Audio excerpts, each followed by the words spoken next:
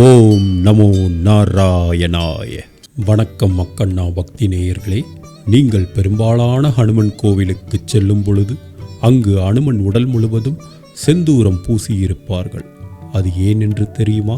அதன் பின்னணியில் ஒரு உன்னதமான பக்தி கதை ஒளிந்திருக்கிறது. ஒரு நாள் சீதா தேவி தன் நெற்றியில் செந்தூரத்தை இட்டு கொண்டிருப்பதை ஆஞ்சநேயர் கண்டார். வியப்புடன் அன்னை சீதா தேவியிடம், தாயே, நீங்கள் ஏன் இந்த சிவப்பு நிற பொடியை நெற்றியில் அணிந்து கொண்டிருக்கிறீர்கள் என்று வினவினார்.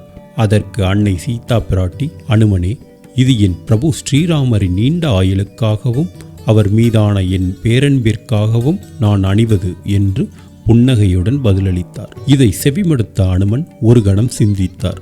நெற்றியில் ஒரு சிறிய பொட்டு வைத்தாலே என் பிரபுவிற்கு நீண்ட ஆயுள் கிடைக்கும் என்றால் நான் ஏன் உடல் முழுவதும் செந்தூரத்தை பூசிக்கொண்டால் என்ன?